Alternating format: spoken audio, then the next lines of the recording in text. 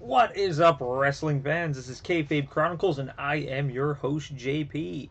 Well, it is Sunday night, and it's a little bit later than when we normally do our live stream, but that's because Money in the Bank was tonight.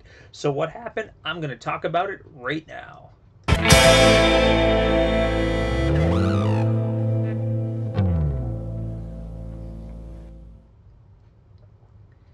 Hello, everybody out there in YouTube land. Welcome to Kayfabe Chronicles, and I am your host, JP. If this is your first time here, please stick around for a little while. Participate in the live chat to the left-hand side of the screen. And if you like what you see, remember to hit that like button, click subscribe, and make sure to click that little bell notification for whenever we go live. We go live every single Sunday night at 8 p.m. Central Time, except for pay-per-view nights, which is tonight, which we will always go on immediately following the pay-per-view. And also, make sure to check out our Facebook page and our live stream on Twitter during the event, and also, just for some fun stuff after that. So yeah, let's talk about Money in the Bank. Let's talk about the craziness that is Money in the Bank. It just concluded, and I enjoyed the living crap out of it. So we're just going to run by really quick. It's late. I know a lot of us have work and school and all that good stuff, so let's just talk about it right now. So opening the night, we had Big Cass. Whoa, hello, my head. Let's adjust this camera a little bit. There we go. So we had Big Cass taking on Daniel Bryan. As I predicted, Daniel Bryan, if you're going to open up a show, you have Daniel Bryan come out. It makes the most sense. It makes the most sense for Daniel Bryan to open up a pay-per-view because he's so freaking over with the crowd. It's ridiculous. You hit his music, just everybody just loses their mind, loses their bodily fluids and all that good stuff. Anyway, so match itself, I liked Daniel Bryan started off pretty good with some really good offense. He's kicking, he's punching, getting the crowd going. Cass managed to finally fight back a little bit, put on a bunch of power moves. So it was kind of 50-50 in regards to it. So like I said, Daniel Bryan started off really strong. Big Cass came on very next, hit him with a lot of different moves. Not really too much. There was a lot of yes kicks. Crowd was getting going. He tried for another one. Of course, Big Cass interferes, costing that. Match pretty much ends where Daniel Bryan was finally able to get his heel lock on Big Cass, and Big Cass tapped out just like last time. So it's kind of weird because I was really expecting Big Cass to win this match, but he didn't. So it just shows where does he go now? Where does he end up? Because he's lost 2 key matches in this feud, which means he's probably not partaking anymore in this feud. Once you kind of lose 2 in a feud, that's usually it. The audience will be getting really stale after that. Highlight of this match for me was that the audience was yelling "Casshole" because he's not very good. I don't know. I don't see him as a singles competitor. I think he just worked a lot better in the tag team division. But who knows? Who knows? But I'm glad to see. Hopefully this is over and we can move on with our lives. And speaking of that, here's a feud that I really never cared about. Next match on the night, we had Bobby Lashley taking on Sami Zayn. Hurts me because I'm a big Sami Zayn fan, but the thing I love most about Sami Zayn is even though he's a heel right now, he is still beyond over with the crowd. Match itself wasn't really that great. Sami Zayn, tried to powder out a little bit, tried to trick Bobby Lashley by not being involved in the match so much. Eventually, Bobby Lashley did get his hands on Sami Zayn, and that was all she wrote. He pretty much dominated, decimated Sami Zayn. Hopefully that's it. We don't have to see any more of this. They can move on. Life will be good. Life will be good, hopefully, after this. But yeah, I did not enjoy this one whatsoever. So whatever. Bobby Lashley wins on the next one. All right, we got the Intercontinental title match. Match I was most excited to see on this card. Just because of how well these performers work with each other. Elias always gives a phenomenal promo. He was wearing a very sexy kimono prior to this match. His promo was great. He flat out called the city of Chicago scumbags, and then they just chanted back by saying, "We are scumbags." What can I say about this match? It was absolutely phenomenal. One thing that they really kept pushing this match is the status of Seth Rollins' knee. His not recently, it's been over a year, but his surgically repaired knee's been kind of giving him trouble lately. So it buckled a lot during this match. There was one point where he was trying for a real high impact move. It buckled. I wasn't able to capitalize on it. Uh, uh, Another great spot that I really liked is Seth Rollins. I've never seen this before, but he did a superplex into a Falcon Arrow, which was really cool. That was a really neat spot. I would love if they did that more often. But like I said, yeah, later on, Seth's knee buckled again. Elias tried to hit the drift away. He got rolled into a small package. And then they just went into a roll up, Seth Rollins was able to get a handful of tights. Referee didn't see, so Seth Rollins once again defends his Intercontinental Championship. Both guys in this match was just absolutely freaking amazing. But yeah, like for me, the thing I loved the most about it was that superplex into the Falcon Arrow. I want to see Seth Rollins do that again. I want to see him definitely pull that match off again. It was great. It was great. 2 thumbs up on this match for sure. Definitely one of my favorite matches of the night. All right, immediately after following, we had the ladies' Money in the Bank match. It was cool. I liked it. Ember sells great. Ember Moon sells so freaking great in this match. Like I said, it was her first kind of main roster pay-per-view match for sure, and I just loved everything about it. She looked so damn good. Lana, holy crap! Like, think about where Lana was last year to where she is this year. She deserves like the most improved superstar on the roster for sure. It was amazing. Like, she did so freaking great. Sasha Banks is always just ate shit. Like, she just took so many. I'm surprised. Like, I'm calling it. By the time she's 30, she's going to have to retire because her body's going to be so messed up. We knew that Sasha was only in this match to be the spot monkey, and she was. Like, she just got completely wrecked. I really liked the fighting between Charlotte and Becky Lynch because they're their best friends, and I really loved that they were just constantly trying to one up one another. Every girl in this match kind of got their main spot, and Alexa Bliss kind of powdered outside the match for most of it, kind of laid low. One thing I don't like about multi-people matches is that it's usually just 2 people fighting in the ring while everyone else is just like knocked out outside, and there was a lot of that in this match. Very similar to the Women's Royal Rumble, and I'm not accusing the women, but I do find it more often in multi-women matches than the men's. It finally ends where Charlotte and Becky are fighting a little bit. Becky finally makes it to the top of the ladder. She's about to grab the briefcase when Alexa Bliss, who's been missing for 98% of the match, comes in, knocks Becky off the ladder, and Alexa Bliss gets the Money in the Bank. So yeah, Alexa Bliss is your Money in the Bank winner for 2018, and that will play into some things going a little bit later on.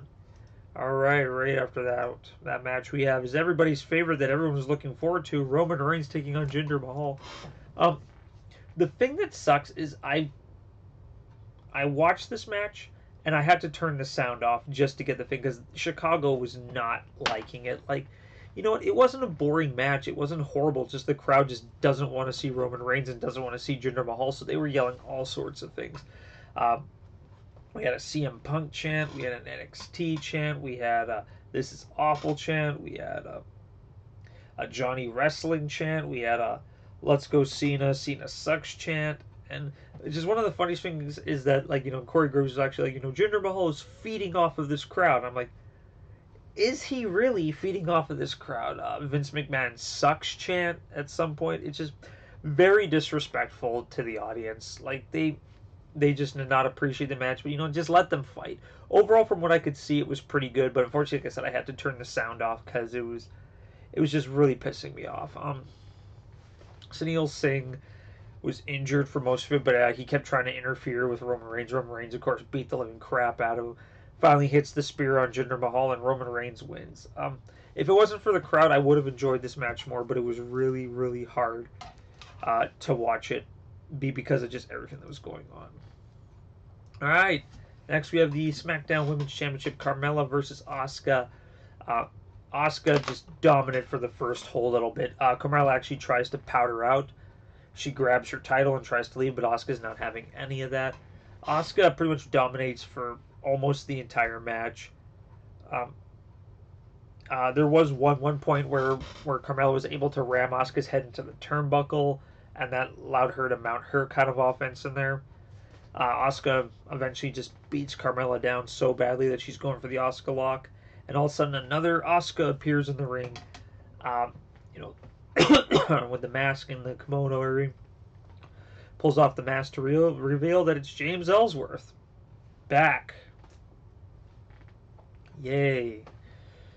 It was the longest, like, minute of a distraction ever because he's just kind of standing there. And Asuka's, like, looking at him. She's like, you know, what are you doing? Meanwhile, he's probably waiting for his cue and nobody's telling him to take the mask off. It just felt awkward. Anyway, Carmella kicks Asuka in the face and beats her 1, 2, 3 in the center of the ring. So Carmella retains the title and James Ellsworth is back and we can all rejoice. What was next? What was next? All right. Next was the last man standing match. Oh! Between AJ and Shin. Of course, this is supposed to be their rubber match, their finale match. Holy shit, was this awesome. I love that the crowd still sings to Shinsuke's music, even though he changed it to prevent that. Really good spot I liked was when AJ tried to go for a phenomenal forearm from the barricade, and Shinsuke just caught him with a leg sweep, and AJ just smacked his face in. Of course, double nut kick was very odd for most of it. Didn't really happen.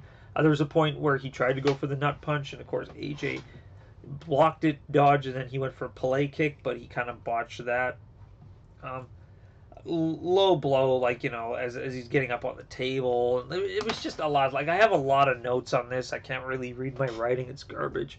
Let's see, what did I really like? Oh, I love when they were on the Spanish announce table, and, like, the Spanish announcer was, like, you know, desperately trying to pull, like, all of his possessions off of the table, because, like, oh, no, our table's going to break. You can see him, like, putting his cell phone and, like, his laptop and just trying to clear as much stuff out of there. Great move as AJ did a Styles Clash from the stairs to Shinsuke on the floor. Absolutely great. It finally ends when AJ hits the phenomenal forearm through the table on Shinsuke. They're both knocked out. AJ gets up at 9 and Shinsuke remains down for the entire 10 count. So AJ retains the title, and this was a freaking amazing match. This was... it's tough. Did I love this one more than the Intercontinental? I think the Intercontinental one had a little bit better storytelling, in my opinion. But this is AJ and Shin's best match in WWE. Their match in Wrestle Kingdom is still the greatest match they've ever had, but this match was great.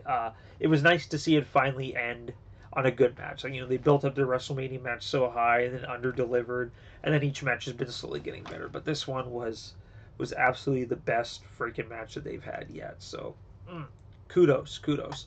All right, we got the Women's Raw Championship. We got Nia Jax taking on Ronda Rousey. Nia, super dominant, looked really good for the entire match, like hitting a lot of power moves. She tried to get Ronda Rousey into a Samoa drop at one point. Ronda Rousey tries to get it into an armbar, so they kind of fight each other. But then it got countered into a powerbomb by Nia Jax. Ronda Rousey just looks super dazed after that. Like, she's outside the ring. Nia froze her against the barricade. Like, it was a really solid match. Ronda Rousey did a top rope crossbody, which is great. You don't really see a lot of newer wrestlers do top rope moves. She threw Nia Jax a couple times with some judo throws.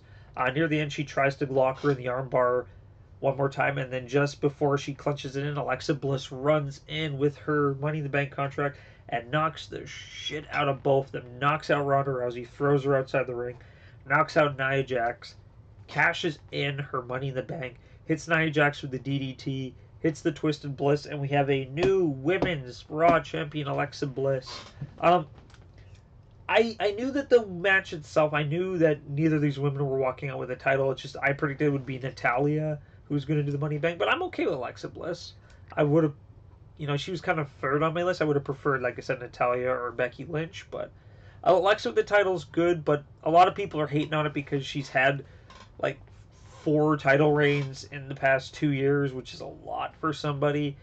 So I think a lot of people are like, you know, give that title to somebody else. But overall, I'm interested to see where this goes, and let's just go from there. But yeah, Alexa Bliss is your new champion. All right, let's close the night off with the Money in the Bank. Prior to the show, Kevin Owens was trying to get convince everybody that they should all team up on Braun Strowman, which I think is a good plan. So the big question going into this match was who was going to be the representative of the New Day. It was Kofi Kingston, as most people kind of thought he is the spot monkey, and it made a lot of sense. He has the most ladder match experiences. Of course, so a couple key points of this match is everybody just beat up Braun Strowman. Everybody just knocked Braun Strowman out, buried him with ladders. While all that was going on, the Miz was in the ring trying to set up the ladder and run to get the belt. Samoa Joe caught what was going on, runs in there, just completely just destroys the Miz. Lots of great things. Like I said, Braun Strowman was out for a good chunk of the match, buried under the ladders. Everyone was fighting in the ring. Bobby Roode had a couple good spots. Finn Balor had, I think, the best showing in this match. He was hitting everybody with everything. He's doing sling blades. He had a really good coup de grace near the end of the match where he leapt off the 15-footer. Braun Strowman, of course, manages to find his way back into the ring, fights more guys outside the ring. He eliminates Kevin Owens from the match. Kevin Owens tried to eliminate Braun Strowman by getting everybody to beat him up and throw him on the table, and then Kevin Owens would do a frog splash from the tall ladder. Unfortunately, it resulted in him getting thrown off the tall ladder by Braun Strowman. So that was it for KO. You didn't see him for the rest of the match because he was pretty much dead on the table. Everyone just kind of kept fighting each other. Rusev managed to get 3 guys into an accolade at one point, which was awesome. That was one of my other favorite moments of the match. So near the end of the match, the Miz is trying to climb the ladder. Braun Strowman's trying to climb the ladder. Kofi Kingston leaps onto Braun's back, trying to reach, so he can get the higher ground to get it. Unfortunately, he's thrown off the shoulders. The Miz is knocked off the ladder, and Braun Strowman reaches for the briefcase, and he doesn't just unclip it, he rips it right off the frickin' chain. Why? Because he's Braun frickin' Strowman. Another spot I forgot to mention is when Braun Strowman was making his way back to the ring, they tried to stop him with a ladder. He actually ran through the ladder and broke it in half, because he's Braun Strowman. Yes, it was probably a gimmick ladder, but that doesn't matter. But yeah, I think best performance of this match was definitely Finn Balor. Finn Balor and Kofi really stole the show for this match. Bobby Roode, he did okay stuff, but Kofi, Finn, and I really liked what Rusev had to offer. And for the ladies match, hugely impressed with Lana. So yeah, Braun Strowman is your men's Money in the Bank winner for 2018, and he did not cash in. He's going to hold that belt for a while. And it's interesting because not a lot of people thought that Braun Strowman was actually going to win. A lot of people kind of counted him out in regards to that, but whatever, we can't win them all. We cannot win them all. Alright, so that is all for Money in the Bank. Sorry I'm doing a speedy review. I'm tired. That was a 4.5 hour pay-per-view. I'm exhausted and I have work tomorrow. So yes, thank you guys all for checking this out. I know nobody wrote in the chat room, but that's cool. That's cool. I still like you guys. I know there's probably a couple of you guys watching. But yeah, if you like what you saw, please make sure to hit that like button. As always, crush subscribe. And remember to hit that bell notification. As a reminder, we go live every Sunday night at 8 p.m. Central Time, except for, boom, you guessed it, pay-per-view nights, where we will always talk about it after the pay-per-view. So what do you guys think about Money in the Bank? Let me know in that comment section below. And also make sure to drop us a line on Facebook. And also check us out on Twitter. I will always respond to messages on Facebook. And I will always respond to direct tweets and all that fun stuff. As always, this is JP from Kayfabe Chronicles. And I will check you guys out next time. Much love. Have a good night.